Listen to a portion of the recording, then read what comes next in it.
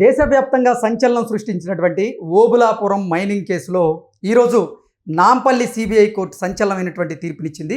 ఈ కేసులో నిందితుడిగా ఉన్నటువంటి గాలి జనార్దన్ రెడ్డికి 7 సంవత్సరాల పాటు జైలు శిక్ష విధిస్తూ ఇప్పుడు నాంపల్లి సిబిఐ కోర్టు తీర్పునిచ్చినటువంటి నేపథ్యంలో ఈ అంశంలో అసలు ఏం జరిగిందనేది పూర్తి స్థాయిలో మనం విశ్లేషణ చేసుకుందాం. ప్రస్తుతం మనతో పాటున్నారు జనసేన పార్టీ రాష్ట్ర అధికార ప్రతినిధి శ్రీనివాస్ గారు. సార్తో మాట్లాడదాం.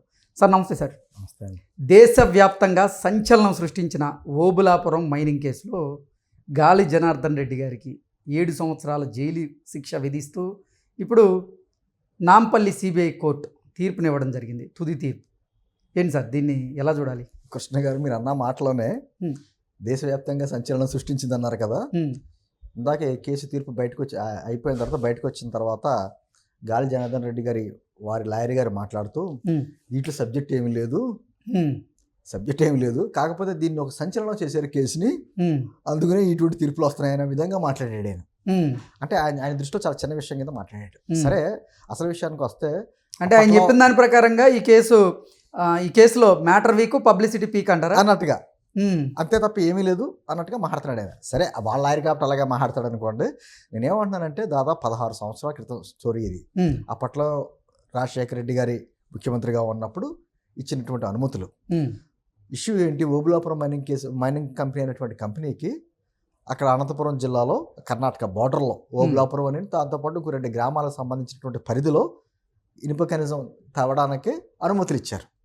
అయితే వీళ్ళ చేసింది పని ఏంటంటే, వీళ్ళకి తీసుకున్న అనుమతులు కాకుండా పక్కన బార్డర్స్ కూడా, కర్ణాటక బార్డర్స్లో కూడా లోపలికి వెళ్ళిపోయి మొత్తం ఖనిజాన్ని తవ్వేసినట్టుగా అభియోగం. అది దాదాపు 884 కోట్ల రూపాయలు ప్రజాధనాన్ని దుర్వినియోగం చేస్తున్నారన్నది కేసు. ఆ తర్వాత రాజశేఖర రెడ్డి గారి మరణం తర్వాత రాజశేఖర గారు ముఖ్యమంత్రిగా ఉన్నప్పుడు సిబిఐగా చెప్పారు, కాంగ్రెస్ గవర్నమెంట్లోనే ఇచ్చారు. ఆ తర్వాత ఛార్జ్ షీట్లు వేయడం అయ్యేది దాదాపు 2013 నుంచి మొదలైంది కేసు. 11 సంవత్సరాలు అయింది. ఇప్పటికి మొన్న ఈ మధ్యకాలంలో వాళ్ళు కూడా సుప్రీంకోర్టు కూడా ఏదైనా సరే మే 6 కల్లా క్లియర్ చేసేయండి దీన్ని అని చెప్పేసి అని ప్రొలాంగ్ చేయొద్దని చెప్తూ ఈరోజు తీర్పు వచ్చింది. ఈ కేసులో A1గా ఉన్నటువంటి మన A1 బివి శ్రీనివాసరెడ్డి అంటే గాలి జనార్దన్ రెడ్డి గారి బ్రదర్, ఆయన A1. A2 ఏమో గాలి జనార్దన్ రెడ్డి గారు, A3 ఏమో రాజగోపాల్ గారు, A4 ఏమో మైనింగ్ కంపెనీకి ఇచ్చారు, A7 ఏమో ఆలీ ఖాన్. ఈ 5గురికి దోషులుగా తేల్చింది. 5గురిలో 4గురికేమో 7 సంవత్సరాల జైలు శిక్షను, ఆ కంపెనీకి ఏమో ₹1,00,000 ఫైను అనేది వేసి ఖరారు చేసింది ఈరోజు. దీంట్లోని A5గా ఉన్నటువంటి లింగారెడ్డి అన్న వ్యక్తి ఆల్రెడీ విచారణ దశలోనే చనిపోయాడు ఆయన. అయితే A6గా ఉన్నటువంటి శ్రీలక్ష్మి ఉంది కదా, ఐఏఎస్ శ్రీలక్ష్మి, ఆవిడకి 2022లోనే డిశ్చార్జ్ చేశారు కాబట్టి కోర్టు ఆవిడ గారు లేదు. అయితే దీంట్లో ఉన్నటువంటి సబితా ఇంద్రారెడ్డి గారు, అప్పటి మంత్రి సబితా ఇంద్రారెడ్డి గారు, తర్వాత ఐఏఎస్ అధికారి రిటైర్డ్ అయిపోయాడు అనుకున్న కృపానందం గారు, వీళ్ళిద్దరిని నిర్దోషులుగా తేల్చింది. ఇది కేసు. అయితే చాలా విచిత్రంగా ఉంటుందండి కేసు. రాష్ట్ర సరిహద్దులు చెరిపేసి మరి తవ్వకాలు జరిగినప్పుడు ఆరోపణలు వచ్చినప్పుడు అసలు సరిహద్దులు ఏంటి అనే ఇష్యూ వచ్చినప్పుడు ఈ సరిహద్దులు లెక్క తేల్చడానికి కొంత సమయం, కొన్ని సంవత్సరాలు గడిచిపోయింది. సరిహద్దులు లెక్క కూడా తేలిపోయిన తర్వాత 2022లో జగన్మోహన్ రెడ్డి గారి గవర్నమెంట్ వచ్చినప్పుడు సరిహద్దుల లెక్క గడువులు అనేది తెలిసిపోయి క్లియర్ అయిపోయింది కదా, ఇంకా తవ్వుకోవచ్చు మళ్ళీని అని పర్మిషన్ కూడా ఇచ్చారు. సుప్రీంకోర్టుకి ఇచ్చారు. సుప్రీంకోర్టులో అమిస్ క్యూరీ అన్నారు, అసలు ఏ విధంగా ఇస్తుంది గవర్నమెంట్, ఈ విధంగాను అనేటువంటి మాట అక్కడ సుప్రీంకోర్టులో లాయర్లు మాట్లాడారు. అసలు గవర్నమెంట్ ఏ విధంగా ఇస్తుంది పర్మిషన్ కింద, ఆల్రెడీ కేసు రన్నింగ్లో ఉండగా అన్నారు.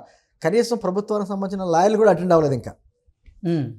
అంటే అప్పట్లో ఏ విధంగా దోపిడీ జరిగింది అన్నదానికి విచిత్రం ఏంటంటే, దాదాపు 8 లక్షల టన్నులు అప్పట్లో సీజ్ చేశారు ఇనుప ఖనిజాన్ని. కాపలాకి ఎవరు పెట్టారు తెలుసండి? ఆ ఓబులాపురం కంపెనీ, మైనింగ్ కంపెనీ సంబంధించినటువంటి సిబ్బందినే పెట్టారు. ఓకే, దొంగలకే చేతులకి తాళాలు ఇచ్చిన చూసారా, అలాగా సీజ్ చేసిన దాంట్లో 1,00,000 టన్నులు తరలించేశారు ఆల్రెడీ. అప్పట్లో సిబిఐ అధికారులు సీజ్ చేసినటువంటి ట్రక్స్ ఇవన్నీ ఉంటాయి కదా, అవన్నీ స్క్రాప్ కింద అమ్మేశారు. మీకు విచిత్రం చూడండి, స్క్రాప్ కింద కూడా అమ్మేశారు. ఈ కేసులో ఆల్రెడీ గాలి జనార్దన్ రెడ్డి గారు 3.5 సంవత్సరాలు జైలు శిక్ష కూడా అనుభవించాడు. ఆయనకు కూడా కోర్టు అప్పట్లో మరి వీళ్ళందరినీ ప్రభావితం చూపిస్తాడు అని చెప్పేసి అనే ఉద్దేశంతో బళ్ళారి కానీ అనంతపురం కడప వెళ్ళకూడదు అనేటువంటిది కూడా నిబంధనలు పెట్టారు. సరే కొన్ని సందర్భాల్లో నాకు మనవడు పుట్టాడు, నా కూతురికి బిడ్డ పుట్టాడు అని చెప్పేసి పర్మిషన్లు అడగడం, ఇవన్నీ చాలా వాదోపవాదాలు జరిగినాయి.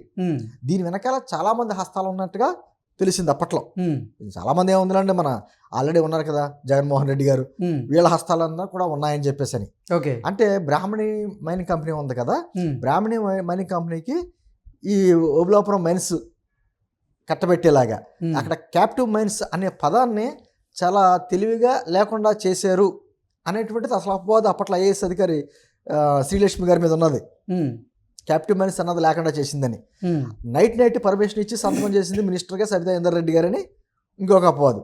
కాకపోతే వాళ్ళిద్దరి మీద సరైనటువంటి ఐఏఎస్ అధికారి కృపానందం గారి మీద సరైనటువంటి ఆధారాలు చూపించలేదు సిబిఐ అనే ఉద్దేశంతో వాళ్ళిద్దరిని నిర్దోషులుగా తేల్చేసింది.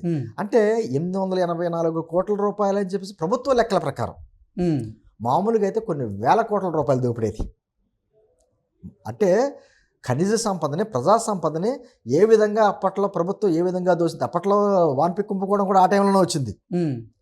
ఇవన్నీ కూడా రాజశేఖర రెడ్డి గారి గవర్నమెంట్లో రాజశేఖర రెడ్డి గారితో ఉన్నటువంటి పరిచయాలని, బంధుత్వాలని ఎన్నో రకాలుగా వాడుకుని ఇంతమంది వాన్పి కుంభకోణం కావచ్చు, ఇది ఓబులాపురం మైన్స్ కావచ్చు, ఏదైనా కావచ్చు, మొత్తం ప్రజా సంపదని ఏ విధంగా దోచేసుకున్నారు అన్నదే పెద్ద ఉదాహరణ ఇది. అది చిన్న కేసుగా వాళ్ళ లాయర్ గారు చెప్తున్నాడు ఈ రోజున. అయితే జగన్మోహన్ రెడ్డి గారు కూడా వాళ్ళ మనుషులు కూడా కొంతమంది అంటారు, అరే మా జగన్మోహన్ రెడ్డి గారు రాజశేఖర రెడ్డి గారు సీఎంగా ఉన్నప్పుడు కనీసం సెక్రటేరియట్లో కూడా అడుగు పెట్టలేదే, ఆయనకి సంబంధం ఏంటి, ఆయన మీద అన్నీ కూడా కక్షధోరణ చర్యలతో పెట్టినటువంటి కేసులని అంటారు. మరి దాదాపు 45,000 కోట్లు ఎందుకు జప్తు చేశారంటే సమాధానం చెప్పరు. నేను అంటుంది ఒక సుదీర్ఘమైనటువంటి 13-14 సంవత్సరాలు అయిపోతుంది కదా. అవును, ఇప్పటికైనా ఇది అంటే దీంతో పులి స్టాప్ పడిందా అంటే లేదు, కామాయే. ఎందుకంటే 7 సంవత్సరాలు జైలు శిక్ష విధించింది కాబట్టి ఖచ్చితంగా ఈ రోజుకి వాళ్ళని చర్లపల్లికో లేదా చెంచలగూడగా తీసుకెళ్తారు పోలీసులు. మధ్యలో పోలీసులు మన ఆసుపత్రికి కూడా తరలించి ఈ మధ్యలో ఆయనకి గుండెపోటు లాంటి అనొత్త హాస్పిటల్లో పెడతారు. రకరకాలుగా ఉంటాయి. రేపు పొద్దున ఇలాగా హైకోర్టుకి వెళ్తున్నామని వాళ్ళు చెప్తున్నారు. హైకోర్టుకి వెళ్తారు, తర్వాత సుప్రీంకోర్టు, ఆ తర్వాత ఎప్పుడు తేలుతుందో. నేనేమంటున్నానంటే, కాకపోతే ఈ కేసు తదనంతరం అదే సిబిఐ కోర్టు, నాంపల్లి సిబిఐ కోర్టులో ఉన్నటువంటి పెద్ద కేసు ఏదైనా ఉందంటే జగన్మోహన్ రెడ్డి గారి మీద ఉన్నటువంటి ఆర్థిక నేరాల కేసులు. ఆల్రెడీ 12 సంవత్సరాలు బట్టి ఆయన బెయిల్ మీద తిరుగుతున్నాడు. అవును, ప్రజాప్రతినిధి మీద కేసులు సంవత్సరం తేల్చాలని చెప్పి పైనుంచి సుప్రీంకోర్టు కూడా చెప్తాం, మళ్ళీ కేంద్ర ప్రభుత్వం కూడా.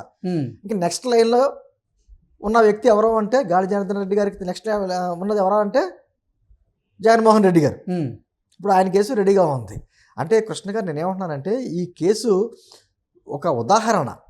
ప్రజా సంపదని దోచేసి కూడా దాన్ని ఏ విధంగా కప్పిపుచ్చుకోవడానికి చేసినటువంటి ప్రయత్నాలు వివిధ రాజకీయ పార్టీలు మారాడు. ఆయన గాలి జనార్దన్ రెడ్డి గారు కర్ణాటకలో ఆల్రెడీ రకరకాల పార్టీలు మారాడు. పార్టీ పెట్టాడు కొన్నాళ్ళు, ఎగ్జాక్ట్లీ పార్టీ పెట్టాడు, తర్వాత పార్టీలు మారాడు. ఆయన విలాసవంతమైన జీవితం అంతా మనకు తెలుసు. బంగారు సింహాసనాలు, సొంత హెలికాప్టర్లు, సొంత ఫ్లైట్లు, విలాసవంతమైన జీవితం అంతా గడిపాడు. ఆయన ఇప్పుడు కోర్టులో ఏమని మాట్లాడుతున్నాడు తెలిసింది. అతను ఇందాక కోర్టుకు హాజరయ్యాడు, నాకు ఆరోగ్యం బాగోలేదు, నేను ఎంతోమంది ప్రజాసేవ చేశాను, నా కింద కొన్ని వేల మంది ఉద్యోగులు పనిచేస్తున్నారు, నేను ఆల్రెడీ 3.5 సంవత్సరాలు జైలు జీవితం కూడా అనుభవించాను, కాబట్టి నా ప్రజాసేవను గుర్తించి నాకు శిక్ష కాలాన్ని తగ్గించమని కూడా కోర్టులో అడిగాడు. కోర్టు ఏం చూడలేదు, 7 సంవత్సరాలు వేసింది అనుకోండి. ఏంటంది, వేల కోట్లు ప్రజాధనాన్ని దోసేసి వీళ్ళు ఇచ్చేటువంటి ఉద్యోగస్తులకి జీతాలు వేయని ప్రజాసేవ ఇప్పుడు గుర్తుకొస్తుందన్నమాట. నేనేమంటున్నానంటే, ఖచ్చితంగా కఠినటువంటి శిక్షలు విధించాలి. ప్రజాధనం అది, ప్రజా సొమ్ము. ఎందుకంటే అది మైన్స్ అనో లేకపోతే ఇసుకనో లేకపోతే ఇంకోటనే కాదు కదా, ఏదైనా ప్రజాధనం. అంత ప్రజాధనాన్ని దోచుకోసిన తర్వాత పబ్లిక్గా తిరుగుతూ వీళ్ళ రాజకీయ పార్టీలు మారుతా వివిధ పదవులు కూడా అనుభవిస్తున్నారు అంటే మనం ఎక్కడున్నాం? ఇదే క్వశ్చన్ మార్క్ వస్తుంది. ఎప్పటికైనా చాలా లేట్ అనుకున్నా ఒక తీర్పు అంటే వచ్చింది. ఈ తీర్పు కూడా కామాయే, ఫుల్ స్టాప్ కాదు. రేపు వదిన హైకోర్టుకి వెళ్తారు, మరి హైకోర్టులో ఎటువంటి తీర్పు వస్తుందో తెలియదు. అక్కడ ఏమన్నా కూడా ఇదే తీర్పు వచ్చితే మళ్ళీ సుప్రీంకోర్టుకి గడప దొక్కుతారు. ఆ తర్వాత ఎన్ని సంవత్సరాలకు పూర్తి స్థాయిలో ఫుల్ స్టాప్ పడుతుంది అన్నది దేవుడి కరిక. Okay sir, thank you so much అండి.